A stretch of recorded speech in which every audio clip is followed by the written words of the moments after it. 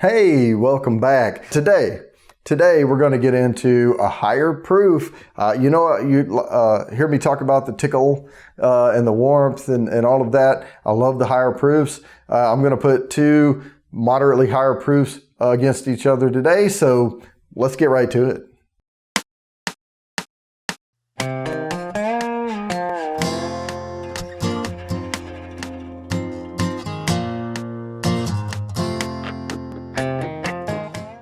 All right, we have two good ones here. Knob Creek, this is the single barrel. This is 120 proof, okay? So it's not super high. I have the 100 proof over there on the other shelf, but this is the 120. Of course, Knob Creek is from the Beam Suntory line. And I did a Beam Suntory lineup before, so I won't name them all off, but it includes both of these.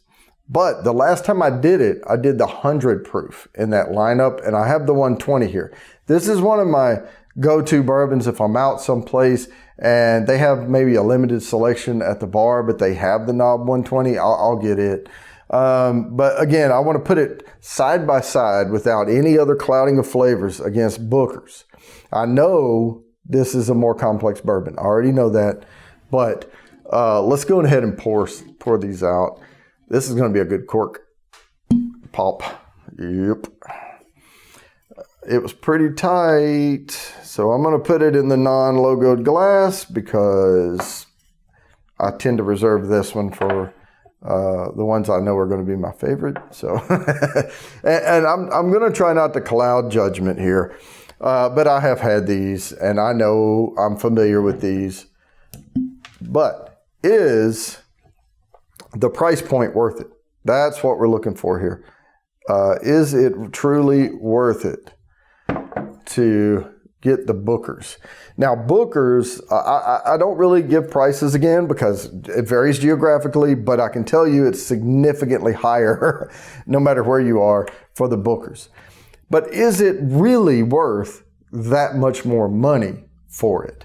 I think around here, there's a good $40+ price difference between these two bourbons. So that's what we're looking at. So first, I'm going to start with the knob, and I'm going to get a little air in it. And we're going to check the legs out on it, and I'll nose them in a minute. But first, I just want to give them a good swirl in the glass. Get a ring going around in the glass there.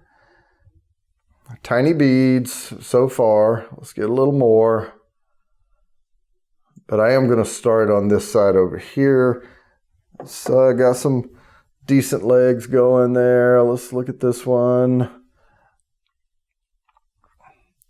Now let's look at the color on these while they're getting a little air. Very similar in color, almost identical. And as we had discussed before, they can't put caramel color in bourbon. You can put caramel color in scotch and other whiskeys, but in order to be called a bourbon, it has to be 51% or more corn in the mash bill. It has to be aged in new American oak barrels, so nothing else has been aged in it. This age has to be at least 2 years, but it used to be if it were under 4 years, you had to put the age statement on there, and I think they've backed off that a little bit, but you're not going to get this color out of a 2-year aged bourbon. Now, there's different chars you can put on the inside of the barrel. There's different grades of char, which will affect the color of the bourbon. Also, you can use roasted barley, toasted barley. You can use rye. You can use wheat in the mash. Some of those things may affect the absorption of the woods and the color.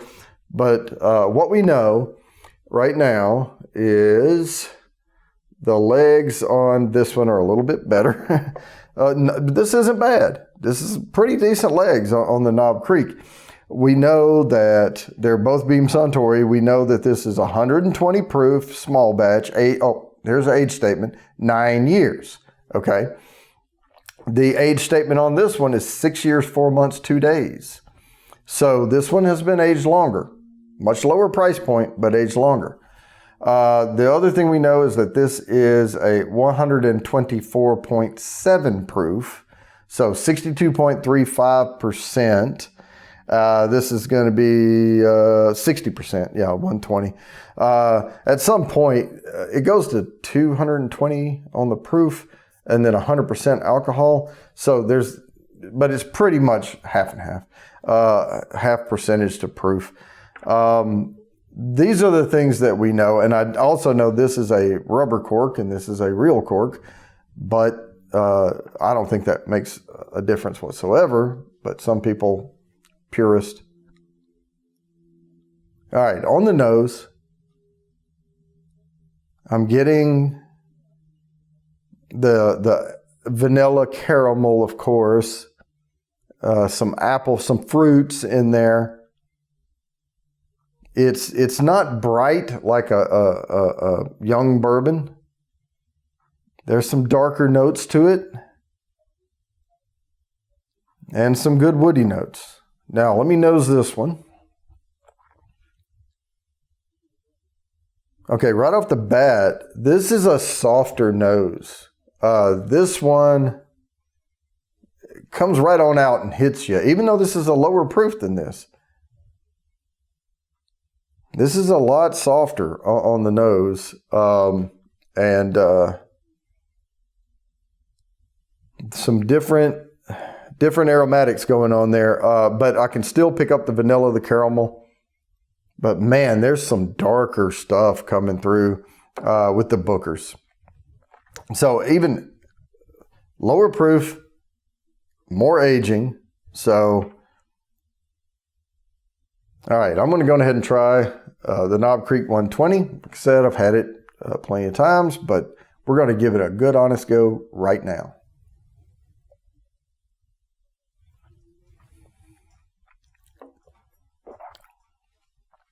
Yep, it has. I can taste those tannins coming out on the wood.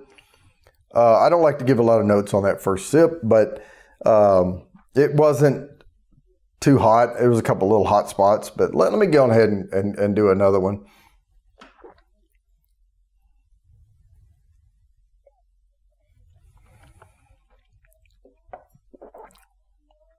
That tamed it down a little bit. Still, I'm getting that ethanol nasal kick on it when I swallow. The finish on it, it is kind of warm. It's giving me a little bit in the top of the stomach. Little singe on the sides of the tongue. More tannin, I think, came out. It's a longer age. But still, that caramel, sweet, vanilla, probably into baked apple and around that edge. I'm not really picking up a lot of leather or anything out of it, but it is a great bourbon. It is really good. Knob Creek's just a good go-to, lower price, easy to obtain. They're all over the place. Booker's, it's seasonal and depending on what the year and the number on it.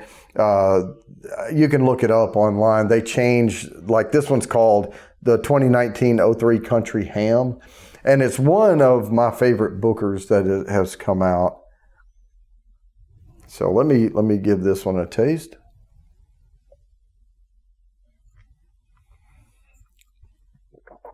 Oh yeah. Wow.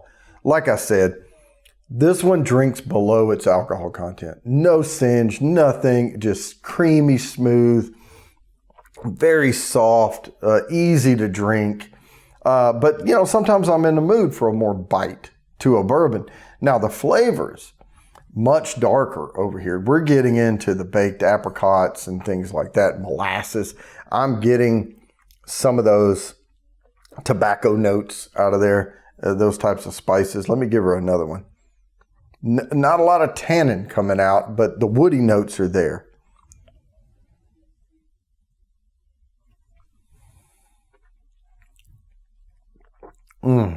Man, that is good. So is it worth $40 to $50 more?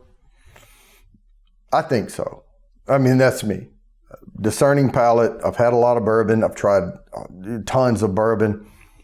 I appreciate this bourbon a lot. But I like Knob Creek, and I like the fact that it's a lower price point. Let me do this one more time. Well, not one more, but one more for right now.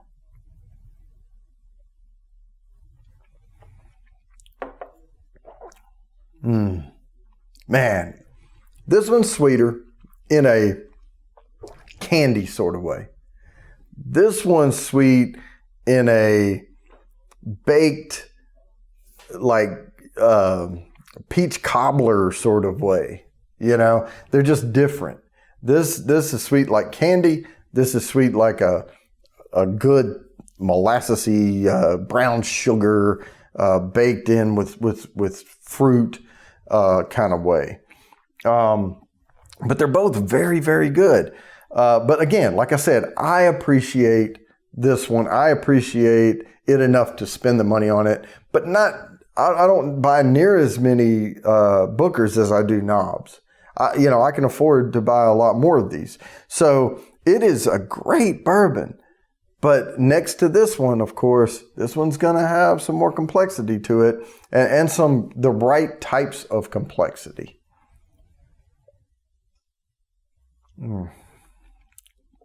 It has just a long finish on it. This one, it's got a pretty good finish. Don't get me wrong.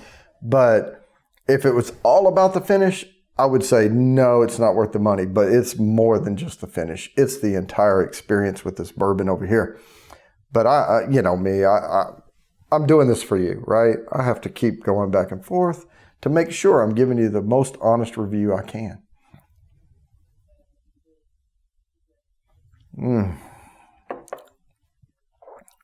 Man, that is a great bourbon. Knob Creek 120 actually stands up pretty well on its own against Booker's. Now, I can tell this one's better, but I can still taste this. There's still a lot of flavor it's giving me on its own.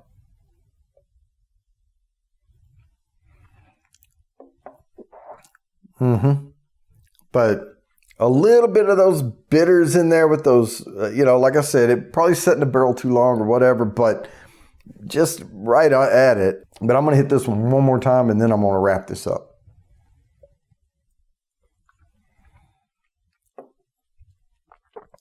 Now that I've been drinking on them, wow, that is so good. The legs over here are better. The legs on the Bookers are better, but not by a long shot. Not by a long shot. This is a good coating bourbon. Coats the entire tongue. Nice finish on it. Fairly long. If we measured the finish, if I had a bar graph that showed it, this one would be a shorter finish. This one would be a little bit longer, but they're still good. So with that, I'm going to go ahead and wrap this up. As always, please like and subscribe. Hit that bell down there for notifications, and I promise I'll keep bringing you these videos.